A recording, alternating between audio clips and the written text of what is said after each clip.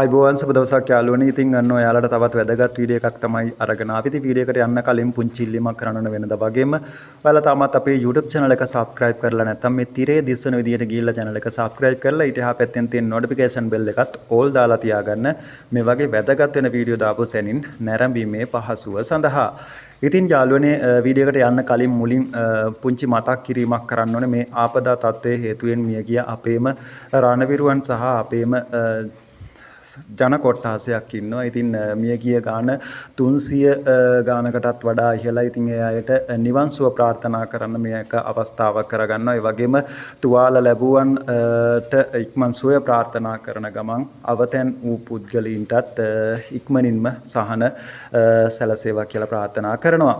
ඉතින් යාළුවනේ අස්වැසුම පිළිබඳව දැනුවත් වෙන අයට තමයි මේ වීඩියෝ එක අරගෙන ආවේ. ඉතින් මේක පළවෙනි අදියරේ අයට ලබා දීලා තිබුණා කාලයක්. මම මුලින් වීඩියෝ එකේදීත් කිව්වා දෙසැම්බර් 10 වෙනිදා වෙනකොට ඒ කාලය අවසන් වෙනවා කියලා. ඒගොල්ලෝගේ තොරතුරු නැවත එක්රැස් කිරීම, ඒ කියන්නේ යථාවත් කිරීම, අලුත් කිරීම අවශ්‍යයි කියලා අස්වැසුම සාධක ප්‍රතිලාභ මණ්ඩලය දැනුම් දීලා තිබුණා.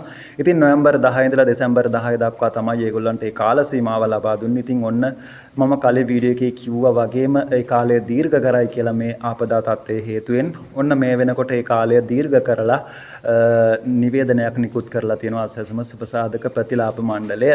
ඉතින් ඒ දිනය තමයි 2025 12 වෙනි මාසයේ 31 දක්වා මේ වෙනකොට ඔන්න ඒ දීර්ඝ කරලා තියෙනවා. ඉතින් ඔයාලට මාර්ගගත ක්‍රම ඔස්සේ ඒක ඔන්ලයින් පුරවන්නත් පුළුවන්. එහෙම නැත්නම් කමියුනිකේෂන් එකකට ගිහිල්ලා පුංචි මුදලක් ලබා දීලා ඒගොල්ලොන්ගේ සහාය අරගෙන ඒක පුරවන්නත් පුළුවන්. එහෙම නැත්නම් ලින්ක් එකක් තියෙනවා ඩිස්ක්‍රිප්ෂන් එකේ ලින්ක් එකෙන් ගිහිල්ලා ඔයාලගේ වෙබ්සයිට් එකටත් ගිහිල්ලා ඒ ෆෝම් එක print out එකක් අරගෙන ඒක පුරවලා ප්‍රාදේශීය ලේකම් කාර්යාලවලට සහ ග්‍රාම නිලධාරී සංවර්ධන නිලධාරීන්ටත් මේක ලබා දීමේ හැකියාව ඔයගොල්ලොන්ට තියෙනවා. ඉතින් අවස්ථාව සලසා දීලා තියෙනවා.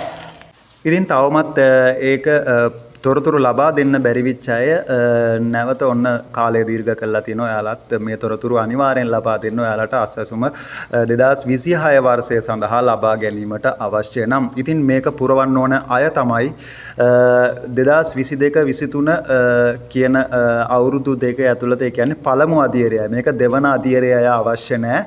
පළමු අදියරය අය මේක අනිවාර්යෙන් පුරවන්න ඕනේ. ඒ වගේම තමයි අභියාචනා බාර දීලා ඒගොල්ලොන්ගේ අභියාචනය තවම විසඳලා ඉවර නැත්නම් අවශ්‍ය නැහැ. විසඳලා ඉවර නම් ඔයාලගේ account එක clear නම් ඔයාලත් අනිවාර්යෙන් ඒ තොරතුරු ලබා දෙන්න ඕනේ. ඉතින් ඒක හොඳින් මතක තියාගන්න.